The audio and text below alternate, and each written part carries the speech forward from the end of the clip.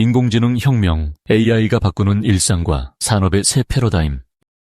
2026년 대한민국 부동산 시장은 수년간 지속된 고금리와 공급 억제 정책이 만들어낸 구조적 결핍이 폭발하며 시장의 흐름이 근본적으로 재편되는 대병옥점을 맞이할 것으로 전망됩니다. 정부의 경기 부양 의지와 고착화된 시장 구조가 정면으로 충돌하는 가운데 지역과 자산 유형에 따른 탈동 조화와 초양극화가 시장의 핵심 키워드가 될 것입니다. 2026년 부동산 시장의 주요 특징을 5가지 핵심 축으로 정리해드립니다. 2026년 한국 부동산 시장에 정말 거대한 대변곡점이 다가오고 있습니다. 지난 몇 년간 우리가 당연하게 여겼던 모든 공식이 깨지고 완전히 새로운 판이 짜이고 있다는 신호인데요. 자, 오늘 이 시간에는 2026년이 도대체 왜 이렇게 중요한지, 그리고 이 엄청난 변화의 파도 속에서 우리는 무엇을 준비해야 하는지 그 핵심만 명확하게 짚어보겠습니다.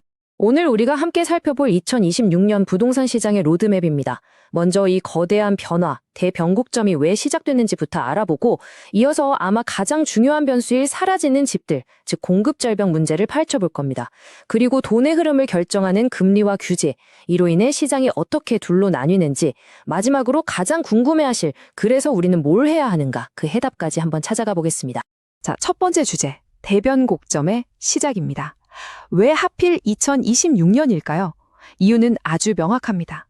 시장을 움직이는 가장 큰 3가지 힘, 바로 공급, 돈, 그리고 정책이 바로 이 시점에 서로 다른 방향으로 움직이면서 정면으로 충돌하기 때문이죠. 과거와는 전혀 다른 시장이 만들어질 수밖에 없는 겁니다. 그래서 우리가 오늘 반드시 답을 찾아야 할 질문은 바로 이겁니다. 이렇게 혼란스러운 신호들이 가득한 시장 속에서 과연 2026년의 부동산 시장은 우리에게 엄청난 기회가 될까요? 아니면 또 다른 위기의 시작이 될까요? 하나금융경영연구소의 분석을 보면 아주 흥미로운 대목이 있습니다. 시장이 분명 바닥을 다지고 회복기에 들어서긴 하는데 상승 동력은 미약할 것이라는 단서가 붙어요. 이게 무슨 뜻일까요? 예전처럼 너도 나도 다 같이 오르는 그런 시장이 아니라 오르는 곳만 오르는 아주 선별적이고 까다로운 회복장이 될 거라는 강력한 신호입니다. 전문가들이 바로 이 시기를 대변곡점이라고 부르는 이유가 여기에 있습니다. 과거에는 공급이 줄면 가격이 오른다, 금리가 내리면 시장이 살아난다, 이런 공식들이 어느 정도 통했잖아요.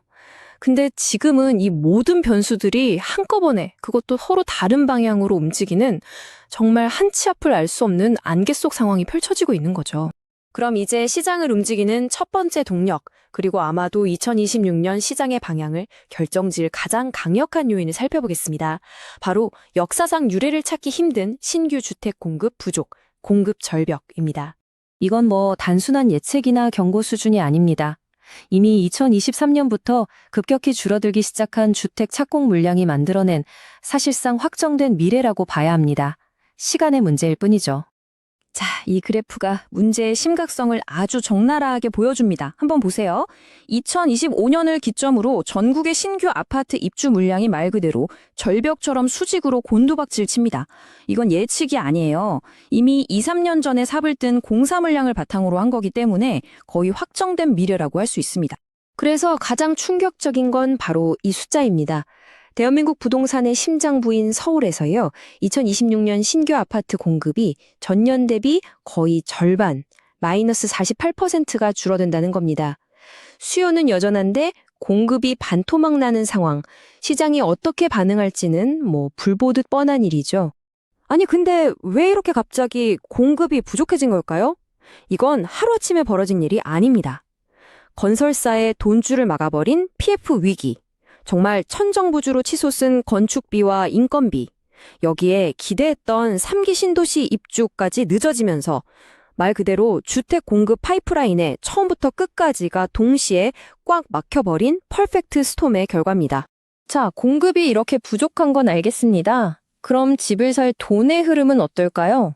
여기서부터 이야기가 한층 더 복잡해집니다.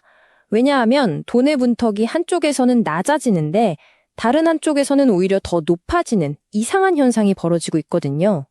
한쪽에서는 드디어 금리 인하에 대한 기대감이 커지고 있습니다.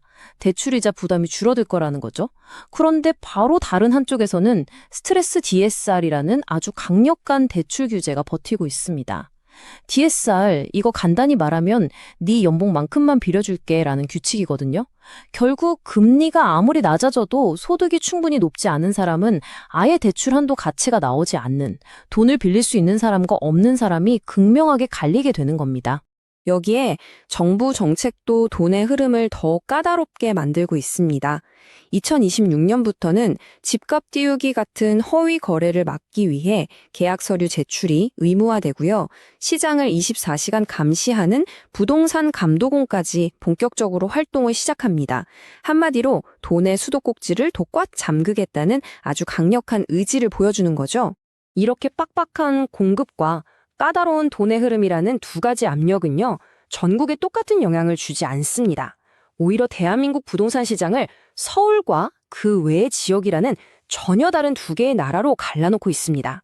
전문가들은 이 현상을 두고 서울을 자산의 섬이라고까지 표현합니다. 이게 무슨 말이냐면 마치 주변 바다의 수위가 오르든 내리든 상관없이 홀로 존재하는 섬처럼 이제 서울 부동산은 전국의 다른 지역 시정 흐름과는 완전히 별개로 독자적으로 움직인다는 의미입니다.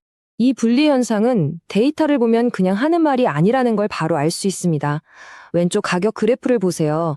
수도권은 이미 플러스로 반등했는데 지방은 여전히 마이너스에 머물러 있죠. 오른쪽 거래량도 마찬가지입니다. 두 시장이 완전히 다른 길을 가고 있다는 게 수치로 명확하게 증명되고 있는 겁니다. 2026년 가격 전망치를 보면 이 현상은 더 뚜렷해집니다. 전국 평균은 0.5% 상승, 거의 보합 수준이죠. 하지만 그 속을 들여다보면 수도권은 1.7% 상승하는 반면 지방은 오히려 1% 넘게 하락할 것으로 예측됩니다.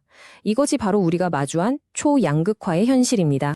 대한민국의 자산이 말 그대로 서울이라는 블랙홀로 빨려 들어가고 있습니다.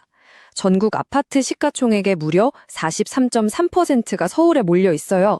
이건 다른 지역의 시장이 아무리 침체해도 서울은 외부 충격과 상관없이 자체적인 동력만으로 움직일 수 있는 거대한 자산의 성이 되어가고 있다는 뜻입니다.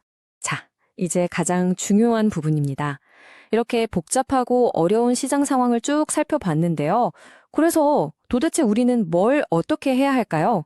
전문가들의 분석을 바탕으로 각자의 상황에 맞는 구체적인 전략들을 한번 알아보겠습니다. 먼저 무주택자라면 어떻게 해야 할까요? 많은 전문가들이 기다리는 것의 리스크가 점점 커지고 있다고 경고합니다. 공급 부족이라는 미래가 이미 확정된 상황에서 시간이 지날수록 오히려 선택지가 줄어들 수 있다는 거죠. 따라서 금리 인하가 시작되는 시점을 전후로 시장에 나오는 급매물 등을 적극적으로 찾아보는 전략이 필요하다는 조언입니다. 이미 집을 한 채 가지고 계신 분이라면 2026년은 양보다 질에 집중해야 할 때입니다. 어설픈 여러 채보다는 시장의 변화에도 흔들리지 않을 확실한 입지에 똘똘한 한 채로 자산을 집중시키는 전략이 무엇보다 중요해지는 시기입니다. 투자자의 관점이라면 시야를 좀 더 넓힐 필요가 있다는 조언이 많습니다. 똑똑한 자금들이 빡빡한 주택 규제를 피해서 상업용 부동산으로 이동하는 흐름이 뚜렷하기 때문인데요. 특히 금리 인하의 혜택을 직접적으로 받는 강남이나 도심 같은 핵심 지역의 오피스 시장에 새로운 기회가 있을 수 있다는 분석입니다. 결국 2026년의 시장은 이 한 문장으로 요약할 수 있을 것 같습니다. 인플레이션 때문에 화폐, 즉 돈의 가치는 계속 떨어지는데 전례 없는 공급 부족으로 인해 좋은 입지의 물리적 공간, 즉 부동산의 가치는 오히려 올라가는 이 두 가지 거대한 힘이 정면으로 충돌하는 해입니다. 그래서 마지막으로 우리가 스스로에게 던져야 할 질문은 바로 이것입니다. 어쩌면 이제 집값이 오를까 내릴까는 더 이상 핵심 질문이 아닐지도 모릅니다.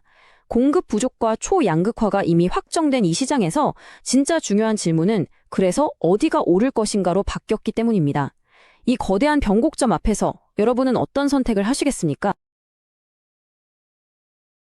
요약하자면 2026년 한국 부동산 시장은 예전 가격으로는 더 이상 집을 지을 수 없다는 인식과 신축 공급의 물리적 공백이 만나는 시점입니다. 이 상황을 비유하자면 마치 거대한 댐의 물은 차오르는데 방류구는 막혀 있고 댐 근처로 접근할 수 있는 통행증은 소수의 부유층에게만 선별적으로 발급되는 상황과 같습니다. 이러한 불균형은 결국 입지가 좋은 핵심 지역의 가치를 더욱 공고히 하는 결과로 이어질 것입니다.